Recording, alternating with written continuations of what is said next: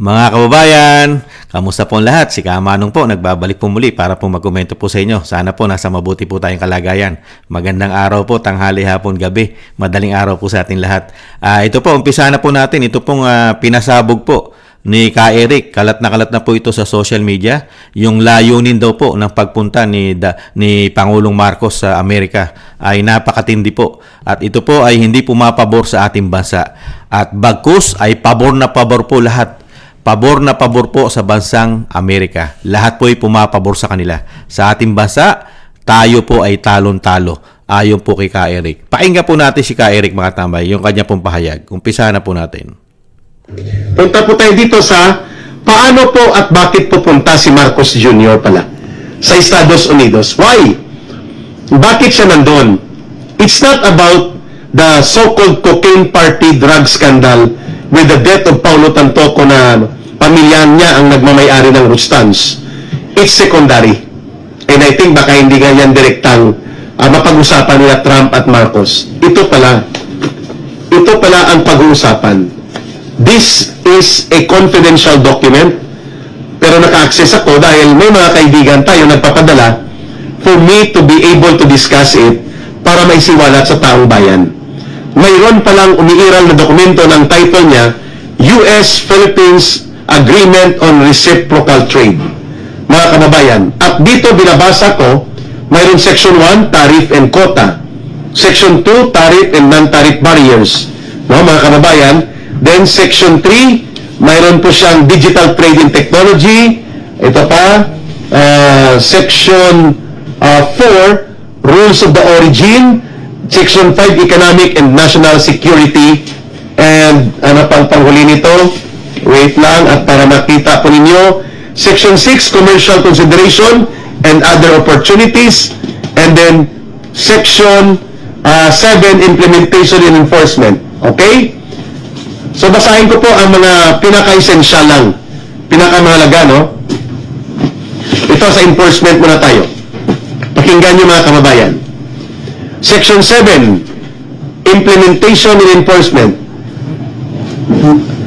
If the United States consider that the Philippines has not complied with the provision of this agreement, the President of the United States may reimpose again applicable higher tariff set forth in the Executive Order 2025 April on the imports coming from the Philippines. Nothing in this agreement shall constrain or prevent the United States from imposing additional tariff to remedy unfair trade practices and to address the import surges in the U.S. economic and national security interests and other similar consideration.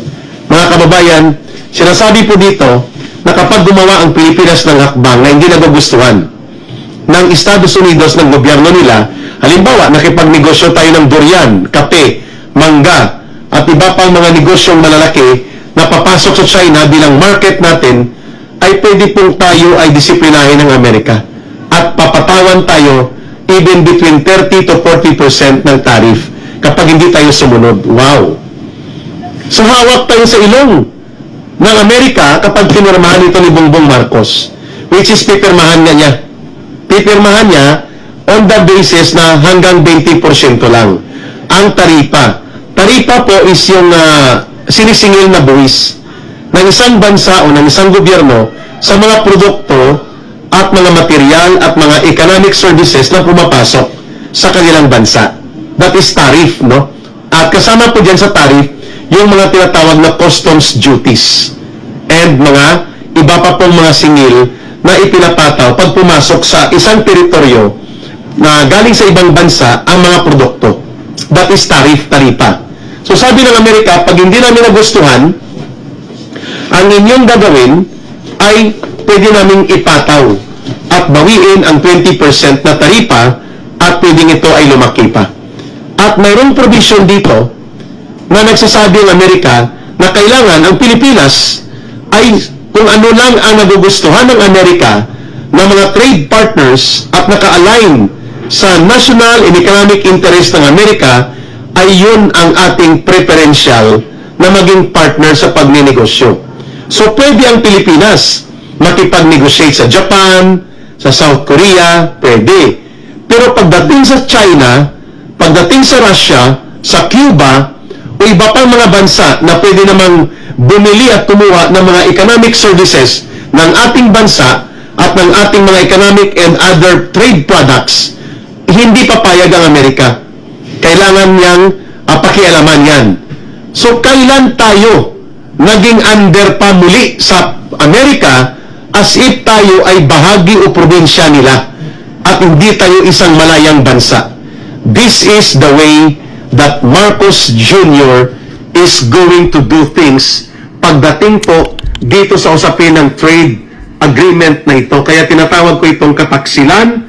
Ito po ay hindi inihayag sa taong bayan na tayo pala ay magpapadikta muli sa Estados Unidos upang yung ating pagninegosyo, ang ating pang-ekonomiyang paglago at pagsulong bilang isang malayang bansa, bilang isang malayang ekonomiya ay pakikialaman ng Amerika.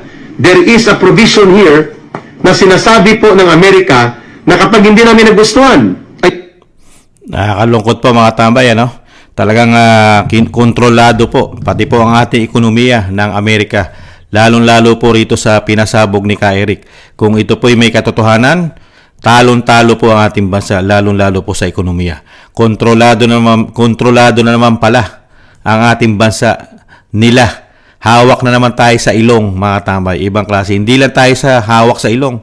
Baka hawak pa tayo sa yak balls, mga kababayan. At isa pang nakakalungkot, pati po, hindi lang naman po yan ang magiging problema natin. Halos lahat po kasi ang Amerika ay kumikita po sa ating bansa. Katulad po dyan sa trades. Sila po ang halos priority dyan sa mga ating mga ine-export. Hindi po ba? Ang isa pang masakit, mga kababayan, pati po ang pagpunta natin sa Amerika ay kailangan pong taasan nila. Tinaasan po nila ang tinatawag na visa. Matamay, di po ba mataas na ang bayad natin visa?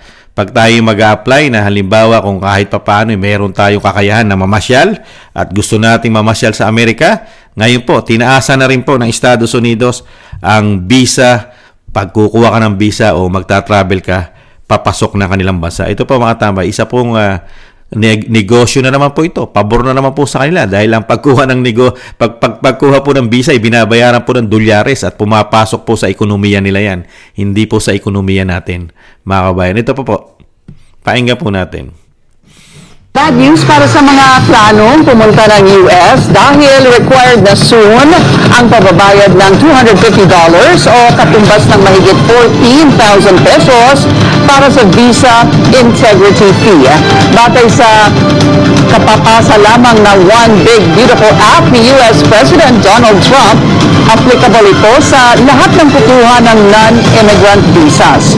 Kabilang dito ang mga turista, business travelers at international students.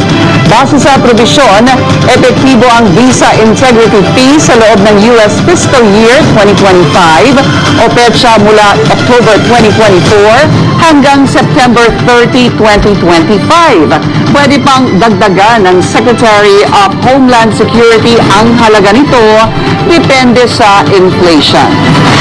Grabe mga tama, no? Talagang ang ating bansa ay talagang pinagkakakitaan pa ng husto ng Estados Unidos. Samantalang tayo hindi kumikita sa Estados Unidos. Bakit po? Sila po pre-visa.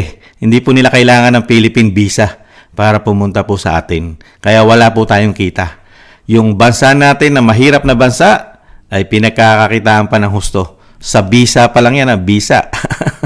Visa pa lang. Kumikita na po sila dyan ng milyon-milyon.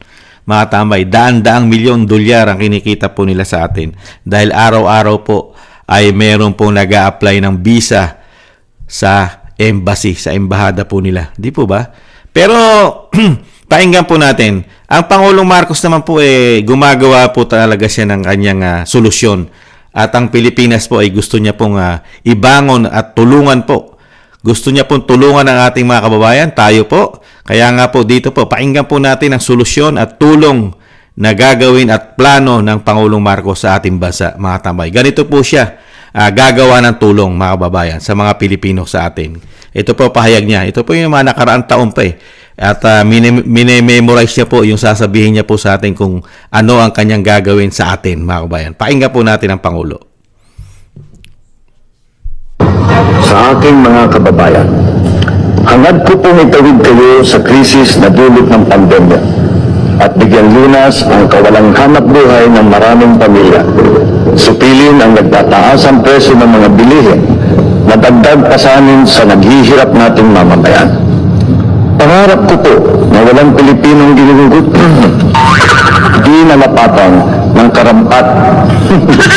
walang Pilipinong nagugutom. Walang mga batang napagkaitan ng edukasyon, walang pamilyang natutulog sa lansangan, at walang may sakit na di nalapatan ng karampatan na lunas ay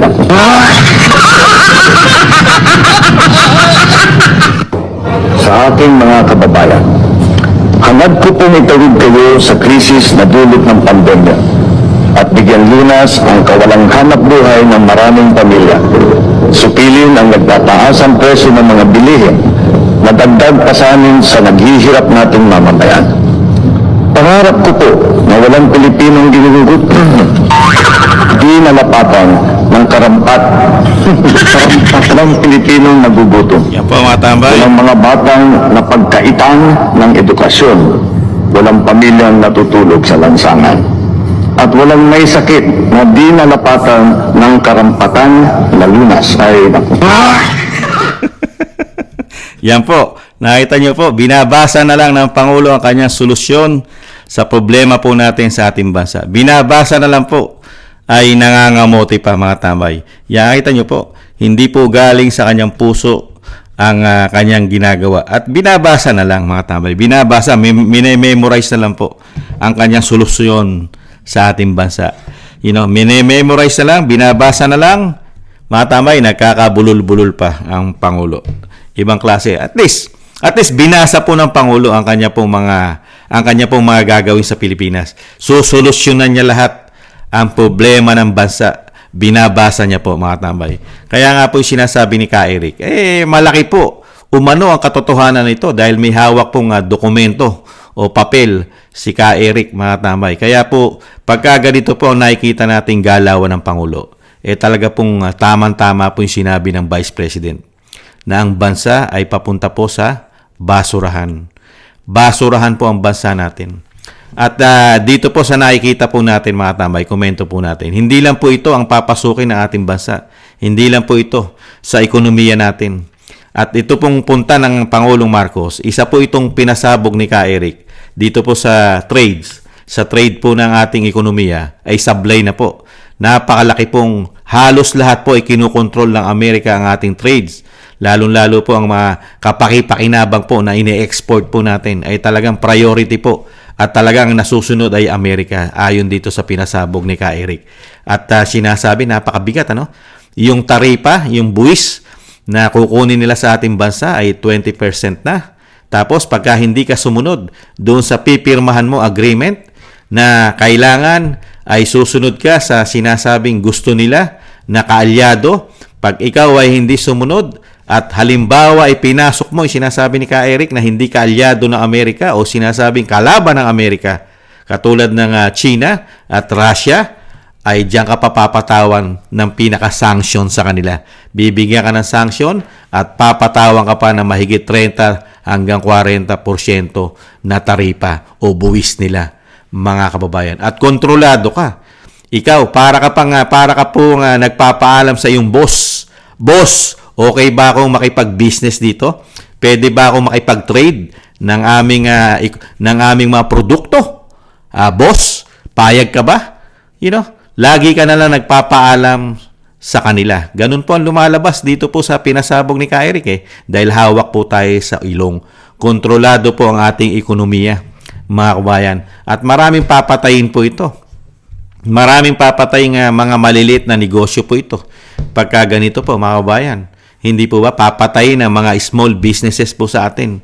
Pagka ganito po ang sitwasyon ng papasukin po ng ating gobyerno. At nakakalungkot po na nung panahon po ni dating Pangulong Duterte, hindi na po ganyan ang ating bansa.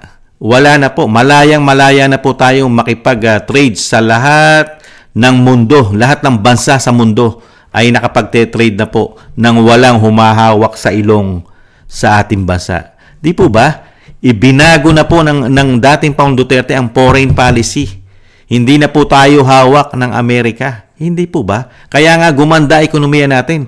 Nakapagbebenta na tayo, lalong-lalo na kung ang bibili sa ating bansa ay mas mataas ang presyo kaysa rito sa Amerika. Di po ba? Napakagandang negosyo na ibebenta mo ng mas mahal ang produkto mo kaysa yung hawak ka sa ilong ng isang bansa katulad ng Amerika na kumikita sa atin ng sobra-sobra. Yung ibinalita nga lang ng balita na pati ang visa, pagkuha mo na application ng visa, ay $250 na nakakahalaga sa ating pera na humigit kumulang na 14,000 pesos. Napakalaking pera na yan sa hirap ng buhay, di po ba? Ang masakit niyan, hindi ka pa maaprobahan, hindi ka pa mabigyan ng visa. Tunaw na po yung pera at yun po ay pasok na sa bansa nila, hindi naman sa bansa natin. Kaya nakakalungkot po, halos lahat po ng transaksyon na ginagawa po yata ngayon ng pamahalaan natin ay puro pabor po yata sa banyaga. Hindi po yata pabor sa ating bansa, mga kababayan. At ang nakakalungkot dito, yung sinasabi ni Ka Eric na marami pa po itong pinaputok si Ka Eric Pati po yung pagkakautang po ng isang damukal na taxes na hindi nababayaran ng pamilya Marcos dito po sa bansang Amerika. At syempre po yung issue po ng pulburon ng First Lady, kaya hindi natin yata nakita dyan umano Wala po sa Amerika ang First Lady. Mga kabayan, bakit kaya? Dahil kaya doon umano sa issue niya ng pulburon sa Estados Unidos at napakarami pa nilang issue lalong-lalo po sa kanilang kayamanan. Hindi po ba? Hindi kaya ito isang magiging deal? Wag naman sana na ang ating bansa ay malagay na naman sa alanganin at lalong-lalo na ay pumuputok nung bago pa siya pumunta na Estados Unidos ay pumutok na po na plano ng Amerika na lagyan tayo ng gawaan ng bala. Bala ng Amerika ay sa atin po plano nila na mag-production o magkaroon po rito ng mga gawaan sa ating bansa. Mahirap po yan mga tambay. Pagka yan po isinama rin sa kanilang agreement at sa kanilang pirmahan, mga kababayan, kawawang-kawawa po tayo, mga kababayan. Hindi po pumapabor sa ating lahat. Lalong-lalo po itong gawaan ng bala at marami pa na makukontrol po tayo at dadamihan pa nila ng dadamihan ang mga base militar nila sa ating bansa. Baka po tayong malagay rin sa alanganin pagdating po ng sinasabing katulad nung nangyayari sa Ukraine at Russia at yung nangyayari po sa Middle East na alam po natin na yan po ay kikitil ng maraming buhay sa ating bansa, lalong-lalo po sa mga kaaway ng Amerika na hindi naman po tayo dapat makisawsaw dyan. Hindi po ba? Kaya po nakakalungkot po ito mga kababayan. Lahat po ay pumapabor sa Amerika at hindi po pabor sa ating bansa. At nakakalungkot na nagkaroon po tayo ng ganitong pamumuno. Ibinalik mo na naman yung napakahabang panahon na kinokontrol tayo at hawak tayo sa leeg at hawak tayo sa ilong ng Estados Unidos. Nakalaya na tayo. Naging malaya na tayong bansa. Tayo ay may sariling soberenya. Meron tayong sariling batas. Meron tayong yagbols. Sumatayo na po sana tayo sa sarili nating paa. Hindi po ba? Na wala tayong sinasandalan. Hindi po ba? Na ang ating bansa ay iaangat natin sa sarili nating diskarte. At ang ating bansa ay mayaman naman sa lahat ng likas ng yaman ng ating bansa. Lalong-lalo po sa mga produkto. Lalong-lalo po sa dami po natin na po pwedeng ibenta sa mga bansa na kailangan po nila ang ating po, lalong-lalo po. Yung sinasabi nga ni Ka Eric, durian pa lang. Di ba? Banana, mangga, at marami pang iba. At meron din tayong mga pagdating sa mga copper, di po ba? At meron din tayong ginto. Napakarami po Meron tayong natural gas. Napakarami nating produkto, lalo kape, tsokolate. Di po ba? Napakarami po sa atin na produkto na talagang maibebenta pa natin ng isang damukal na pera na kikitain po ng ating bansa, ekonomiya. Di po ba? Pagdating nga sa yaman dagat, napakarami din natin yaman dagat. Di po ba? Na priority din po sila sa mga pang-export nating yaman dagat. Hindi po ba? At mga minerals natin na nauubod ng dami sa ating bansa. Di po ba? At talagang talagang tayo po mga kababayan, pagka ganito, hindi po natin alam kung ano po ang layunin po ng Pangulong Marcos pagka ganito po ang ginagawa niya sa ating bansa. Hindi po natin alam kung ano talaga ang totoong pakay niya. Bakit ganito po ang kanyang deal dito po sa sinasabi ni Ka Eric? Bakit ka papasok sa isang ganitong agreement na agrabyadong ang iyong bansa? At agrabyadong ang mga Pilipino rito. Hindi po ba? Para po tayong utusan, tayo ang nagpapakahirap, tayo ang nagsasakripisyo, pero ang malaking pakinabang ay sa kanila. Hindi po ba dapat ang malaking pakinabang ay sa taong bayan, sa Pilipino? Hindi po sa banyaga. Nakakalungkot. Bakit nagkaganito ang ating bansa? Bakit nagkaganito? Nakakalungkot. Lahat po ng sinabi ng Pangulo nung siya ay nangangampanya, lahat po ngayon ay lumalabas na po na puro salita lang po ang ginawa niya. Wala po, walang say, wala. Nababaon lang po ang ating bansa sa ganitong sitwasyon, mga kababayan. Nakakalungkot. Yung pinaghirapan po ni dating Pangulong Duterte sa isang iglap, nawala na po lahat, mga kababayan. At ang pinakamasakit pa, yung sinasabi ng Vice President, diretso tayo sa basurahan, diretso tayo sa kumunoy, mga kababayan. Hawak ka na naman sa ilong at sa leeg, mga kababayan. Yan po, mga kababayan, na nakakalungkot po na pinasabog po ni Ka Eric, mga kababayan. Nakakalungkot po na ganyan po ang sapitin po ng ating ekonomiya. Bangkarote na nga ang ating ekonomiya. Ayon na rin mismo sa World Bank na ang ating bansa ay talagang naharap sa hindi magandang ekonomiya. At ito po ay dadanasin pa ng mga susunod na taon. Pero pagka ganito pa ang gagawin sa iyo ng agreement o papasukin ng ating bansa, paano makakabangon ang ating bansa? Sige nga, mga kabayan, ang priority mo ay sila. Hindi ka man lang makapag-increase, limitado, at talagang hawak ka sa ilong. Hindi po ba? Nakakalungkot po, mga kababayan. Hanggang kailan pa kaya tayo magtitiis, mga kababayan, sa mga ganitong diskartihan nila? Ang issue ng korupsyon, hindi nalulubay, dire-diretso, walang investigasyon. Issue sa pulburon, mga kabayan, at issue pa sa pamumulitika. Tapos ganito pa ang iyong papasuking agreement. Ano pa? Ikaw na ang the best. Pinaka-the best ka na. Tinalo mo pa sa pagiging the best si Pinoy, mga kababayan. Ibang klase. Maraming salamat po, mga kababayan. Sana gusto po ng ating tambayang mga kababayan sa YouTube at TikTok, at ganoon din po sa ating mga subscribers. Maraming salamat po, mga kababayan. Mabuhay po kayo. Ingat po. Shoutout po sa inyo lahat. Thank you po. At syempre po sa mga nagko-comment, like, share, and subscribe. Maraming salamat po. At syempre po, mga kababayan, bago po tayo magtapos, yung panalangin at dasal, isama po natin ang pamilya Duterte, ang Vice President, ang dating Pangulong Duterte na madugtungan pa po ang kanyang buhay at kalakasan at malayo po sa kapahamakan at makabalik na po sa lalong mabilis sa ating bansa. Maraming salamat po sa mga dasal, mga kababayan. Sa muli po, mga kababayan, thank you po. Pagdasal din po natin ang ating bansa na hindi po malugmok at hindi po tuluyang mapunta sa basurahan, mga kababayan. Thank you po. Paalam, sa muli po. Bye-bye.